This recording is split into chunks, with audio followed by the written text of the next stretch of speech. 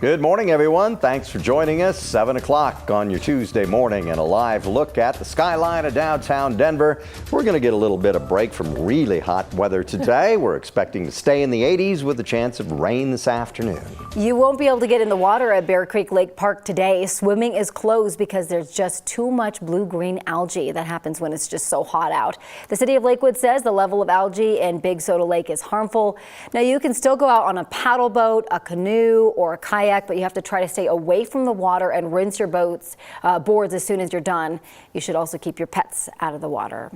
Only 5 more days left in July and a little break in the heat again today. Yeah, it should be a decent day. Let's check in with Ed Green with the forecast. He's out in the backyard. Good morning. Good morning. And yes, it is going to be a pretty decent day. We were 92 yesterday. We're in the upper 80s today and then upper 70s to end the week. Let's go outside, take a look at what we've got going on right now. And you can see we do have mostly clear skies, a few clouds here and there, 69 degrees at this hour. Humidity up there at 57%. Northwest flow is going to keep the showers and thunderstorms going this afternoon over northeastern Colorado and the rest of the state. And then for tomorrow, look at the showers and thunderstorms over northeastern Colorado, and they rumble right through the midnight hours, and they could be heavy tomorrow for the northeast. So today, 88 degrees in Denver, scattered storms. Tomorrow, 89 degrees with a few scattered storms. But look at the cool down on Thursday and again on Friday. Only in the upper 70s, but a good chance for showers and storms. Ed, thank you so much. A look from Sky 9 now over I-25 and Evans Avenue this morning. Actually looking pretty smooth out here. Wouldn't say we're watching any major slowdowns in your northbound or southbound lanes through this area. Love to see that. Let's bring you to our CDOT camera this morning. We have been seeing stop and go here through the Thornton stretch at I-25 and 84th Avenue. Actually looks to be easing a little bit. We're still seeing some congestion, but getting onto the interstate, not as bad as it was in the last 20 minutes or so. Your drive into Commerce City, a little bit slow going here. We do have a new crash on westbound 76, a little bit past Vasquez this morning. Your travel time in on westbound 76 to Commerce City, just over 20 minutes. But you've got the red light, that northwest 270 drive just crawling between I-70 and I-25. You're up to 16 minutes at this hour. A little bit of stop and go on southbound 225, not the worst we've seen. Your drive between I-70 and I-25, about 15 minutes at this hour. I-25, though, again, like we were looking around the Evans Avenue stretch, really no major problems between downtown and the Tech Center. Your drive 16 minutes or faster. Happening later today, the man Denver police shot last weekend will be in court. Police say Jordan Waddy pulled a gun on them. Denver's DA released Waddy's booking photo yesterday. He's still in the hospital. A judge will let him know the charges that he's facing in this hearing. Police say Waddy started a fight outside of Larimer Beer Hall last Sunday morning as bars were closing. Officers say he had a gun but didn't fire. Officers fired multiple times. Waddy and 6 bystanders were hurt.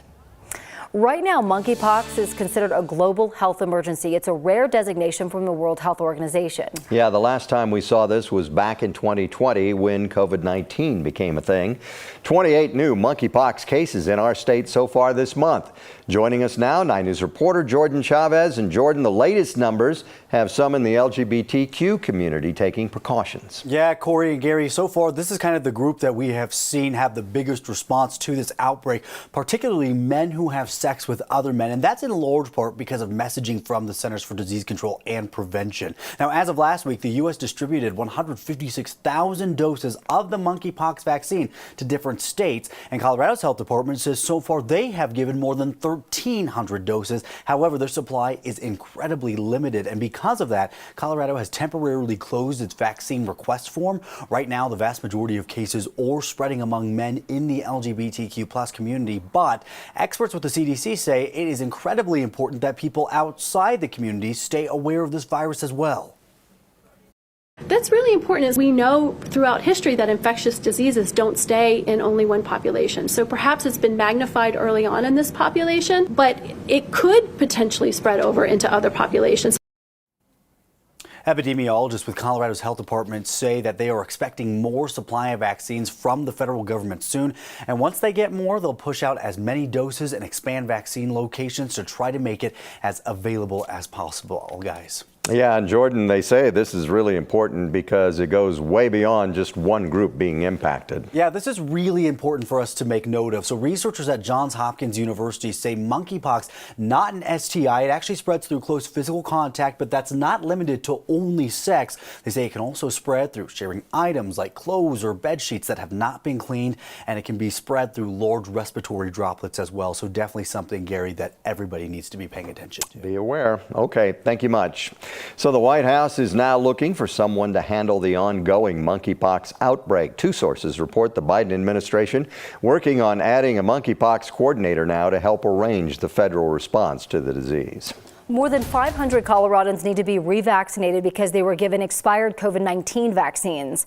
The State Department of Health says Bloom Healthcare reports those vaccines were all Moderna, given between September 2021 and May of this year. They say 558 people got one invalid dose and 27 people got two expired doses. The department says Bloom Healthcare is reaching out to people now, but if you think you were one of the people who got an old vaccine, you can reach out to the State Health Department if you have any questions. The Health Department says there aren't any negative side effects for receiving an expired vaccine. It just may not offer complete protection. The Denver Sheriff's Department has their first ever Latina officer to rank as major. Janelle Orozco has been with the department for almost 20 years and has worked her way up. Right now, she is the secretary of the Fraternal Order of Police. She'll be sworn into her new position in September. All right, trending in the Mile High City today, there is a new clothing store in Park Meadows that is owned by a power couple I'm sure you know of. Broncos quarterback Russell Wilson and Sierra own it. It's called the House of LR&C, Love, Respect, and Care. They officially opened last night. Inside, a variety of clothes, including gender-inclusive streetwear line and clothes for kids, too. It is the first storefront in Colorado. The brand's first two locations were, not surprisingly, in the Seattle area. What we're building is bigger than just fashion, right? It's bigger than all that. It's bigger than just selling clothes. It's about doing good. That's why we have the Why Not You Foundation, and we donate 3%. Every time somebody buys a shirt, a dress, whatever it may be, a pair of shoes, that 3% goes back to the Why Not You Foundation. To be here and to feel all the love from the city, from the fans, from the new customers, it's very special to us. The brand hopes to open a total of 10 stores by next year. They say up next will probably be LA and Scottsdale. And one thing Russell is really good at, bringing the team together. He tweeted last night saying that the whole squad showed up for the opening at the store. He said, "Thankful for you, brothers." The whole crew, including backup quarterback Brett Ripien and Jerry Jeudy, KJ Hamler, all his receivers. Cortland Sutton was there, Tim Patrick was there. So, yeah. That's whole gang. cool. Isn't that great? Yeah. You know, I just love this couple. They have completely immersed themselves into Colorado. Yeah. And the way that she looks at him and he looks at her, they're just like the cutest little lovebirds ever.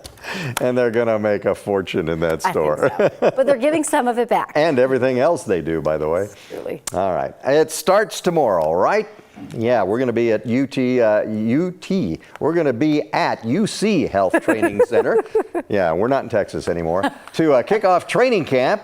I expect a lot of fans to be there at 10 when practice starts. Check out the new Russell Wilson era, and it's going to be a lot of fun. I'm excited you're going to be out there, and you have some guests joining you as well. We do, yeah. We got some surprises, we got some guests, and we got a football player from the 90s that's going to come on and talk about Big name. Yeah, Big name. what's going to happen. Yeah. And before training camp begins, another Bronco is busy giving back. Linebacker Bradley Chubb spent Monday morning at the Clayton Early Learning Center reading to 20 preschoolers about the importance of nutrition.